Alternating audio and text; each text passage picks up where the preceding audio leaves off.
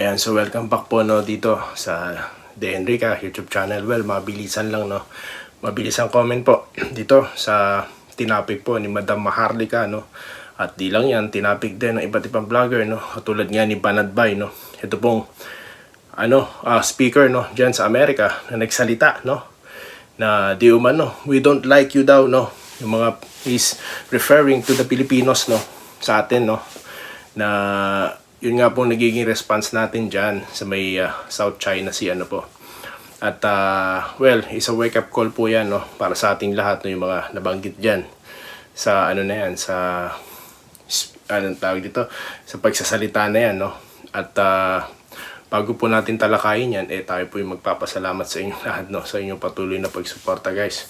Kaya kung magustuhan nyo po ang ating mga komentaryo, well, palike na lang po at subscribe. Okay, so ngayon yun nga po no, naitapik po ni Madam Maharlika no, kanya reaksyon diyan nga po sa speaker po no, na sinasabi na hindi talaga natin gera no, yung nangyayari na yan sa South China Sea no. Kumbaga ano lang yan,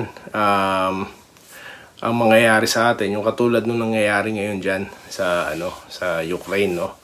Kita naman natin walang tigil po ang gera. Mabuti ang Ukraine, may kakayanan, meron po silang mga personnel, sanay sila, well-trained. Tayo po, di ba? Wala naman po talaga tayong gamit to match the war, no? Tsaka isa pa, di po talaga tayo kasama sa gera. Katulad po yung Taiwan, China, no? Sila po yan, Ano po nila yan, Kasi nga po, ang Taiwan, kinikilala, no? Bilang parte ng China. So, internal conflict po nila yan. Di ba? Ang nangyayari po kasi parang tayo parang nakikisali tayo na hindi naman, not supposed po talaga, di ba? Tulad niyan ngayon, yung mga tawag dito, yung mga gera, pinaghahanda daw tayo sa mga threat. Yun nga pong loob, di ba? Tapos makikipagsali pa tayo, no? Maganda po talaga yung policy noon na enemy of none, friends to all, di ba? Yun po talaga yung magandang hakbang na ginawa ng ating gobyerno, no? Sabi nga po ng fisherman, di ba, diyan sa hearing, tila napahiya nga yung congressman na nagtanong dahil nga idiniin po ng fisherman na nung panahon po ng dating Pangulong Duterte, nakapag-fishing po sila diyan, naayos, di ba? Sa panahon po ni ang dating administrasyon bago si Pangulong Duterte at ngayon po kay PBBM, maganda po nakakapasok sila ngayon po, talagang uminit ang situation kasi nga parang sa nakikita ko we're added fuel to the fire, di ba? So bakit di na lang tayo makipag-usap na negosyo, no? Bakit kailangan natin parang sa pananaw ko, parang nagiging tool po tayo ng mga Amerika. Mabuti po sila, malakas ang puwersa nila at ang kanilang mga kaalyado, no? Kasi nga, may pambili sila ng armas. Tayo po, mga second hand, kalawangin, na mga kagamitan lamang, no? Ang meron tayo. Umamin po tayo. Yung panahon po ni Pangulong Duterte, kahit nakikipagmabutihan, nakikipag-usap po tayo sa China, bumibili po tayo unti-unti ng mga armas.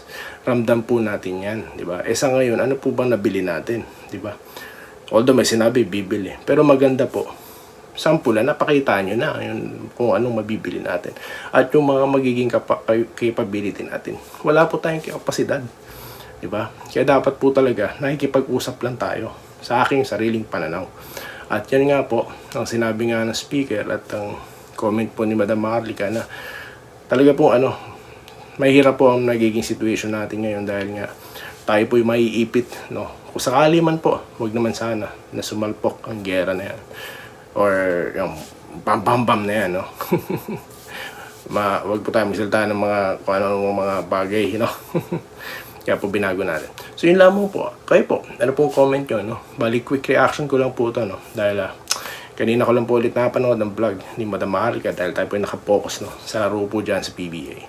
So yun lamang po, no? Ating masasabing ating content. At mamaya po, babalik pa po tayo for more.